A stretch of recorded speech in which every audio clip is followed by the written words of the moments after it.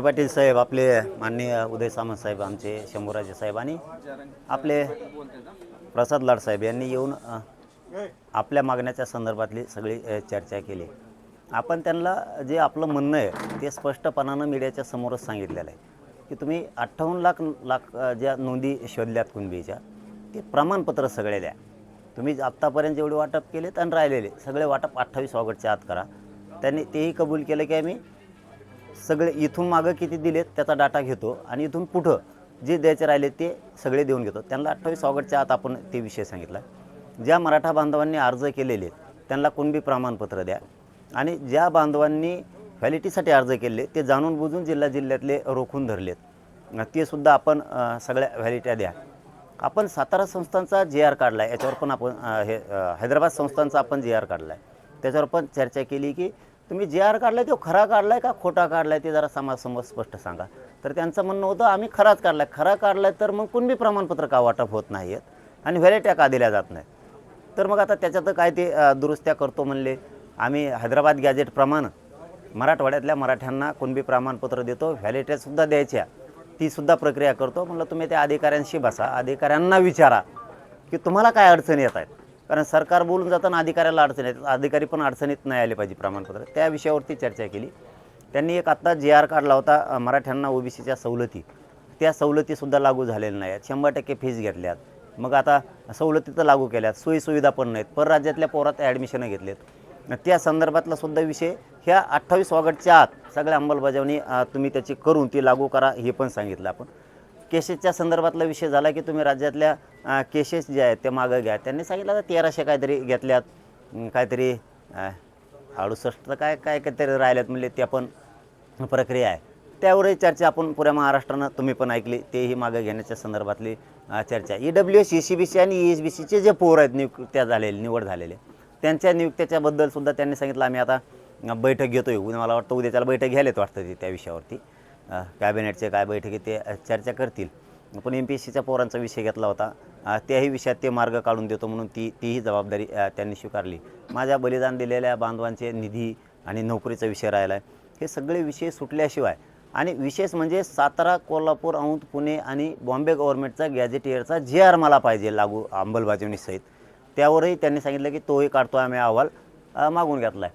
आता बघूयात 28 तारखेपर्यंत काय काय करतात. आपण जेवढ्या काय मागण्या आहेत या मागण्याच्या संदर्भात त्यांची चर्चा केली.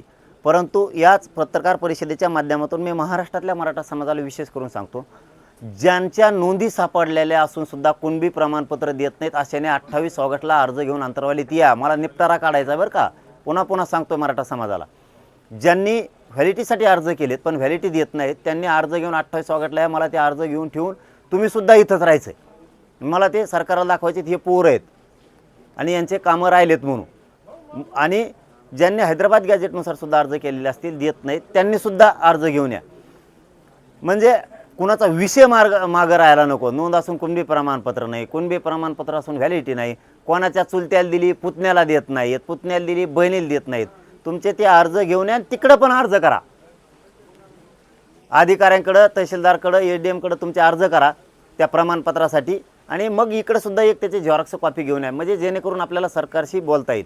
कोणत्या बांधवांचे व्याज परतावे थांबलेत त्यांनीसुद्धा त्यांचे अर्ज घेऊन 28 ऑगस्टलाच इथं या. कारण आम्हाला ते सगळे जमा करून घ्यायचे, तुमच्याशी चर्चा करायची. मग ते एकदा जमा करून घेतले की 29 पासून सरकार कधी येईल त्यावेळेस ते मार्ग काढून घ्यायचेत.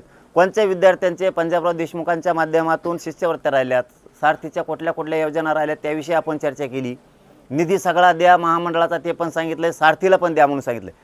28 ऑगस्टपर्यंत ते करतोय त्यांनी म्हणून सांगितलं. पण आंदोलन हे थांबणार नाही आहे.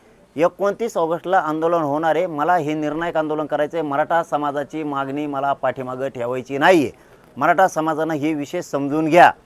ज्यांचे जे घराने तुम्ही तुमचे अर्ज घेऊन अंतरवालीत यावं, म्हणजे मलाही सोपं जाईल आणि तुमच्यासाठीही सोपं जाईल. तुम्हालाही कधी आयुष्यात अडचणी येणार नाहीत आणि समाजापुढे अडचणी उभा राहणार नाहीत. हे माझ्या मराठा बांधवांनी समजून घ्या. 2-2, 4-4 दिवस कामं बुडू द्या, परंतु ह्या आयुष्यभराचा विषय कुणबी प्रमाणपत्राचा. काहींच्या फाईल दाबून धरल्यात, काहीच्या नोंदी असून देत नाही आहेत, काहीने अर्ज करून कुणबी प्रमाणपत्र देत नाहीत, कुणबी प्रमाणपत्र दिलं व्हॅलिटी देत नाहीत. आपण आपले अर्जासह घराने घेऊन या.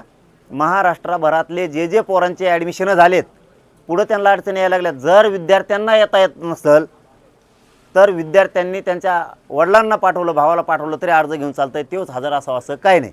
विद्यार्थी एखादा निवड झालेला आहे ACBC EWSमधून, त्याला येत नसेल तर त्याच्या घरच्यांना पाठवा, म्हणजे जेणेकरून आमच्या लक्षात येईल की त्याला येता आलं नाही त्याच्या ड्युटीमुळं.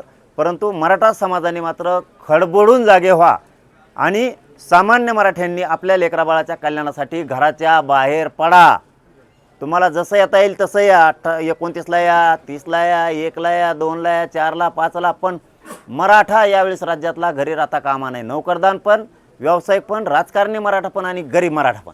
तुम्ही एक मागणी केलेली आहे मराठा आरक्षण नाही केली, गैरसमज जायला नको. मी त्यांना सांगितलं की उपसमितीचे जेवढे मंत्री आहेत आणि जे अधिकारी आहेत ना, आम्हाला समोर कळू द्या हे म्हणलेलो आहे. मी बैठक लावा नाही म्हणलं, तर समजा त्याचा अर्थ बैठकच होतो, पण मी त्यांना सांगितलं आम्हाला समोर कळू द्या. अधिकाऱ्यांना प्रॉब्लेम यायला लागलेत का सरकारच अडचणीत समाजाला आणायला लागले मराठ्यांना, आणि मराठ्यालाही संदेश जाऊ द्या देऊ. आज सरकारनं जर अधिकाऱ्यांना पुऱ्या गोष्टी दिल्यात अंमलबजावणीच्या, तर मग अधिकारी का थांबायला हे आम्ही विचारू.